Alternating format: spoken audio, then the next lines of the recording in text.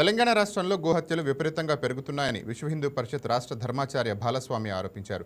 రాష్ట్ర ప్రభుత్వం vote bank రాజకీయాలకు పాల్పడుతూ గోరక్షణను నిర్లక్ష్యం చేస్తోందని విమర్శించారు. CM Revanth Reddy, DGP C V Anand గోసంరక్షణ విషయంలో ప్రత్యేక చొరవ చూపాలని ఆయన డిమాండ్ చేశారు. జై శ్రీరామ్.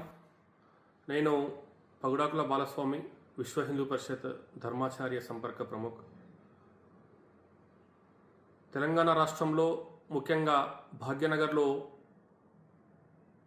గోహత్య కార్యకలాపాలు విపరీతంగా పెరిగిపోతూ ఉన్నాయి.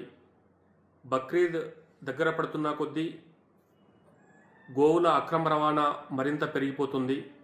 ఎక్కడికెక్కడ డంపు చేసేటటువంటి ప్రక్రియ కొనసాగుతూ ఉన్నది.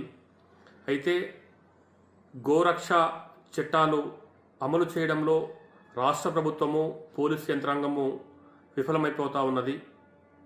ఈ యొక్క రాష్ట్ర ప్రభుత్వము ముస్లిం అంటే కాంగ్రెస్ అంటే ముస్లిం అనేటటువంటి మాటకు కట్టుబడి ఓటు బ్యాంకు రాజకీయాలకు ప్రాధాన్యమిస్తున్నటువంటి రేవంత్ రెడ్డి ప్రభుత్వము గోహత్య నిషేధ చట్టాలు అమలు చేయడంలో ఘోరంగా విఫలమైపోతున్నది.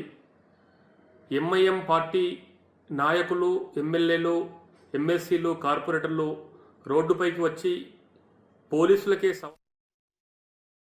Please subscribe to YK TV Network. Please subscribe to YK TV. Please watch YK News. Subscribe to YK TV. Please subscribe to YK TV. Subscribe to YK TV. Please do subscribe to YK TV. And do subscribe to YK TV. Subscribe YK TV. YK TVని subscribe చేసుకోండి. Please do subscribe YK channel. Subscribe YK TV.